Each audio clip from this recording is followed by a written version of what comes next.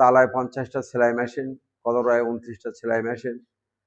যারা সেলাই মেশিনের কাজ জানে তাদের উদ্দেশ্যে আমরা এটা দিয়েছি, যেন এই পরিবারগুলো সচ্ছল, মানে নিজেরা যেন কাজকর্ম করে খেতে পারে, সচ্ছল হতে পারে, সেভাবে করে একটা চেষ্টা চলছে। কাবি খা কাবিটা এর মাধ্যমেও আমরা ইতিমধ্যেই এলাকার কাজ ছাড়াও আমরা হাসপাতালে, আমাদের কলরা হাসপাতালে 1,20,000 টাকার মাটি ভরাট, কলরা থানার পাঁচিল নির্মাণের জন্য 1,80,000 টাকা, এরপরে হলো তালার থানা জামে মসজিদ 1,70,000, তালা হাসপাতালে 1,70,000, এরকম ভাবেই টাকা দিয়ে দিয়ে সারা তালা কলরা যেখানে যেখানে আমাদের খুব বেশি প্রয়োজন এবং আমাদের জ্ঞাত সারে যেগুলো আছে সেগুলো আমরা দেওয়ার চেষ্টা করছি।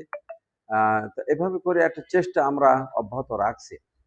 সময় যদিও 5 মাস, তারপরেও গভর্নমেন্ট যেটুকু বরাদ্দ দিচ্ছে আমরা সুষ্ঠু সুন্দরভাবে সেটা সম্পাদন করার চেষ্টা করছি। গভর্নমেন্ট বরাদ্দ ছাড়াও আমরা নিজেরাও উদ্যোগী হয়ে এই যে 4 লাখ টাকার যেটা নিয়ে আসলাম, এটা আমাদের উদ্যোগে এটা করা গেল।